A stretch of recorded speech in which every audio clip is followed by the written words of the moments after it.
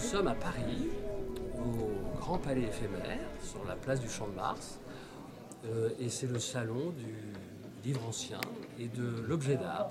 D'accord. Et je suis là, sur le stand de la compagnie d'experts en objets d'art, avec des tas de confrères de cette compagnie, et nous présentons un certain nombre d'objets. Et D'accord. pour moi, des tableaux, essentiellement des tableaux normands, puisque je suis normand, et c'est effectivement ma spécialité. Alors écoutez, ici vous avez une gouache de Raoul Dufy. Alors c'est pas un paysage normand, c'est un paysage de Sicile, et qui a été authentifié par l'expert international de Dufy, qui s'appelle Madame Fanny Guillon-Lafaille.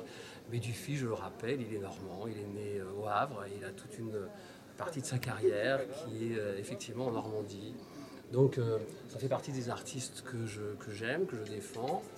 De même manière, Eugène Boudin, évidemment, qui est un des précurseurs de l'impressionnisme, peintre Fleuret, et que Baudelaire appelait le roi des ciels.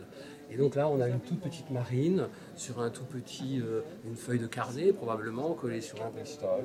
Puis un sujet tout à fait traditionnel, classique, des pêcheurs en bord de mer. Voilà. Il n'y a plus sur le stand les dessins de Charles Léandre, que j'aime par-dessus tout, qui est un artiste orné, Oui. Et qui a été aussi pendant très longtemps, à la charnière du 19e et du 20e siècle, l'un des grands artistes de la Belle Époque. Il est plus connu pour être un caricaturiste. Il a été un peu, comment comparer. Aujourd'hui, alors même c'est déjà un peu obsolète ce que je veux dire, mais vous vous rappelez des Guignols de l'info, ben voilà, c'était aussi important que ça. Ouais.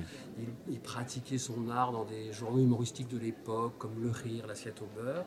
Et donc il a fait une carrière éblouissante pendant la période qui va de 1890 à 1914. Et il recevait le tout Paris chez lui dans son atelier à Montmartre.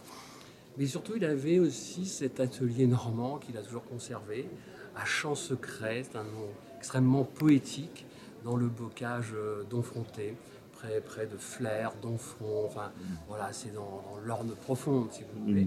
Il a aussi donc toute une œuvre normande, et que présentent les musées normands. Et Léandre est effectivement le peintre que je défends par-dessus tout. Et j'ai écrit il y a quelques années, effectivement, un ouvrage qui est paru aux éditions normandes OREP. Et puis je suis aussi en charge de ce qu'on appelle, dans notre jargon, le catalogue raisonné, c'est-à-dire un catalogue qui tend à être exhaustif et qui veut présenter l'intégralité de l'œuvre peinte de Charles Léandre. Voilà, donc je suis en charge de ce travail.